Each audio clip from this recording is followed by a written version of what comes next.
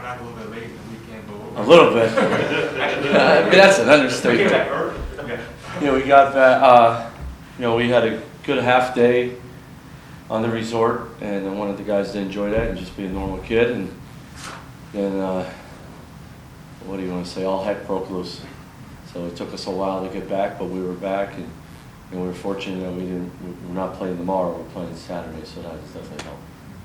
Well, let's say, how'd you guys kind of digest as a coaching staff those 3 games and try to, help the team build on that this week before Saturday? Yeah, I was very proud of how hard we played and our approach, right?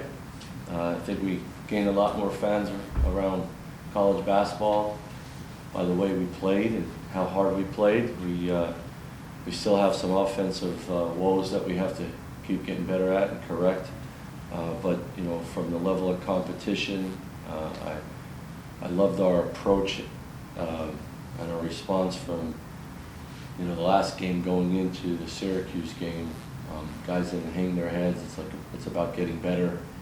And I thought our guys had a great approach going into the Syracuse game. And then, after winning that game, they weren't just satisfied. They wanted more. And they talked about that after the Syracuse game. Like, let's see what we can do here. So, even though there were 2 results we didn't want, there was huge steps and huge growth from a lot of players and overall as a team. So, 2 games maybe we could have found a way to pull out, but we're not there yet. Like I said earlier in the year, I knew this team was going to go through some stuff to try to get where we want to go, and we're going through that. There has been a lot of growth, but there's some things that we have to, work on immediately to become more efficient of a team. What would this week look like? Are there things from Bahamas you pull from that and say, hey, we need to do this more moving forward? This week you kind of continue to work on? Well, number one is, offensively, we need to be more efficient. We're leaving points on the, we're leaving points out there. We're leaving opportunities to score again or score more from just getting a steal and not converting. And then our turnover rate is not where it needs to be. And it's everybody's. It starts with me and goes all the way down to the freshmen. But we got to take care of the ball, and we got to continue to put ourselves in better position. From as simple as catching the ball with 2 hands to throwing the ball away from the defense to pivoting better to playing on the ground instead of in the air. Things that sound simple, but when you're playing against high-level competition, if you're not doing those simple things correctly, that you get exposed. And we had too many opportunities, especially in the second and third game, where we could have had opportunities to score. We had too many opportunities to get points, and we beat ourselves. And that's a theme we've been dealing with here since the start. We gotta fix. We gotta keep working on. And we have improved at it, but not enough to get to where we want to go. As you work on your offensive challenges, does it change even slightly the way that you approach different matchups moving forward here? You say, well, we can't quite rely on this yet, so we have to focus on something else. No, because the way we play and our style of play, it's who we are, and it works against anybody we play. But you got to be more efficient to capitalize on your style of play. For example, we're pressing or we're in half court, we get a deflection that turns into a steal.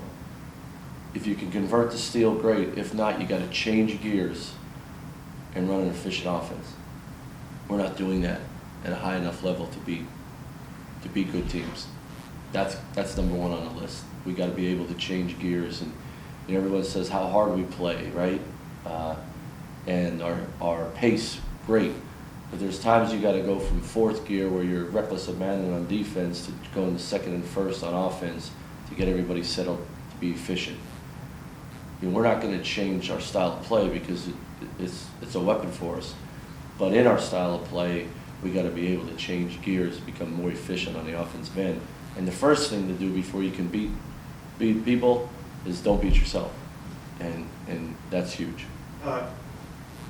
They were probably very disappointed after both losses, but maybe more so if you all had lost by 25. Could you sense any enthusiasm in those losses, in how well you played 2 ranked opponents and took each of them for the full 40 minutes and even, extra with UConn. Yeah, well, number one is when you play in a tournament like that against that competition, you better, when you leave there, you better be a better team. That's goal number one. That's goal number one for me. There's got to be great growth in these 3 games. There definitely was, without a doubt.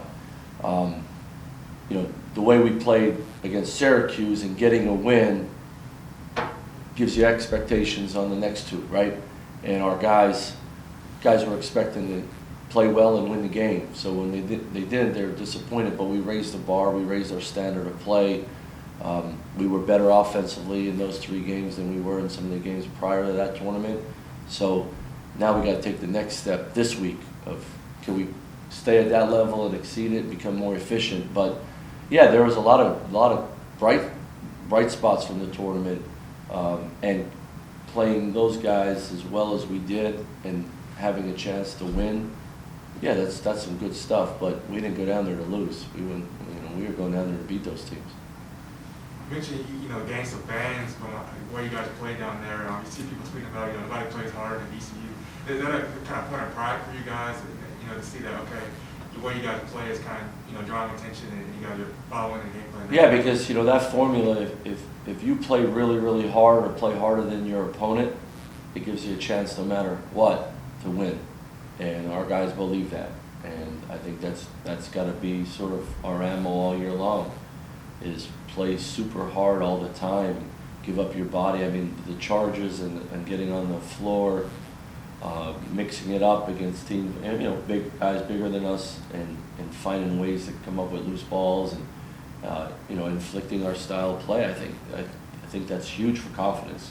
Hey, what we do works against everybody. Now we got to take it a step further. Continue to do that, hang our hat on that, and people see that, so it makes you feel good. But the next step now is the efficiency on offense. Now you're putting it all together. Levi, of course, played well those great. 3 games. One trend, going back to last year too, he's always seemed to be involved in like either your first basket or second basket or in some kind of way. Is that design, or is that just a matter of like you guys emphasizing paint touches and it ends up going? I think the game initially is a little bit slower, so you see that a little bit more early in the game. We got to continue to get him the ball all the time because his numbers are great and he's scoring against anybody, and scoring against some of the hosses that those 3 teams had just tells you how much he's improved and his belief in himself and the belief we have in him. So we got to continue to throw it into him and him making plays, and he's a good passer too, so he doesn't force the game. So he can really help us change our gears on offense by not fighting it on the perimeter and getting him more touches as we move along. He had a great weekend. I went down there. I don't think they have all-tournament team, but I said, if there's an all-tournament team, I said, Levi, make the all-tournament team. And I think if there was one, he probably definitely made it.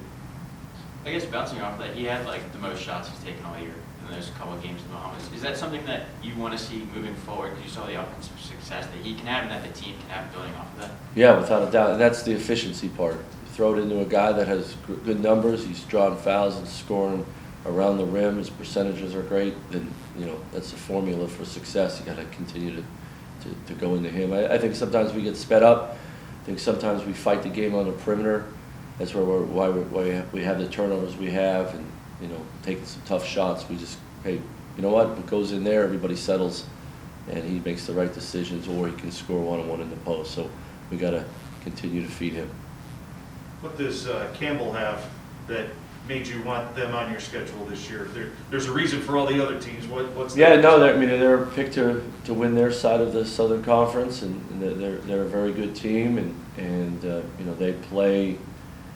They play at times like Richmond and at times like Davidson. They do some things that are uncanny compared to other teams that I think it's good for our guys to experience and go through. Kevin McGee has done a great job building a program there, and they've gone in the arenas and played really well and beat people. So we'll have our hands full on Saturday. It's another great game for us. Like I said earlier, we wanted to play really good teams, and even though we're learning a lot early here with the competition, it's another great opportunity for us to get a good win against a team that's going to win a lot of games this year. You mentioned they have traces of Richmond again. Came out of Richmond, a couple guys on the staff did. What are the biggest similarities? Is it more the half-court offense, or? Yeah, more of the half-court offense, and they're cutting and passing, and you know, some of their offensive tendencies are similar to what they do at Richmond, but they do also some other things off the ball, and that's different than the average team we play. So that, you know, they're very efficient offensively, and they have guys that can shoot it. So we're going to have our hands full guarding these guys, but you know, it's why we put them on the schedule. It's going to make us better no matter what. For you guys, how much weight are you putting in three-point shooting? You mentioned before the season, you know, the guys have probably a bigger green light than a lot of other programs, and you saw you guys shot the ball well against Syracuse and what that did for you. So, are you looking for more guys to shoot threes? I don't know about more guys shoot threes. Probably more shooting the right shots. You know, inside, outside threes are the ones we're making at a higher clip. We got to take open threes. But open threes occur when we get inside, outside action, and then chucking a three or fighting to get a three. So we got to get each other threes more than just taking a three. You know, and we're clarifying that as we move along. You know, we're always going to have a green light mentality.